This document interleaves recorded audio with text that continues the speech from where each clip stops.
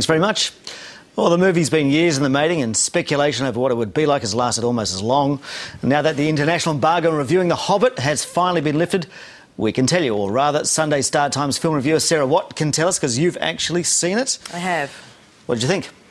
First off, Simon, it's a terrific film. Right. There's a lot to unpack about it. And I suppose, first and foremost, people will have heard a lot about the high frame rate technology that Sir Peter Jackson, Sir PJ as we call him, shot the film in. And the notable thing for me, the minute that the film started, was that the definition and the extraordinary detail of the film was quite frankly unlike anything I've seen before. Right, so it's a game changer in terms of technology? It totally is. And I've actually been likening it to the advent of sound back in the 1920s. For me, it was that extraordinary. And for me, also a bit of a double-edged sword, because on the one hand, I'm watching something that, as I say, looks like unlike anything I've seen before. Intense reality. You almost feel as though you're right there with the characters doing what they're doing. So part of me found that quite distracting because it was unlike anything I'd seen. But it's also meant to be very immersive.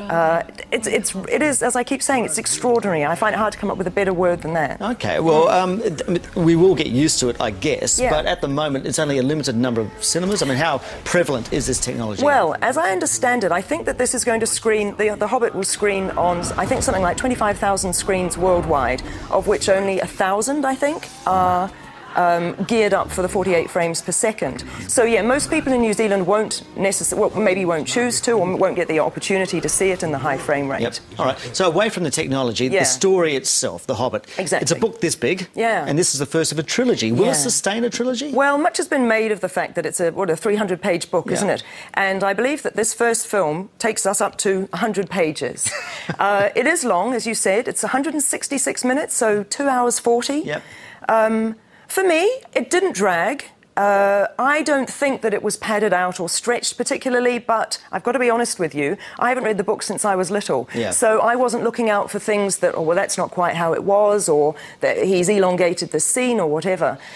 So a Hobbit purist might take exception with that they might. But they've got to go see the film anyway, because they've got to make up their own mind as to whether...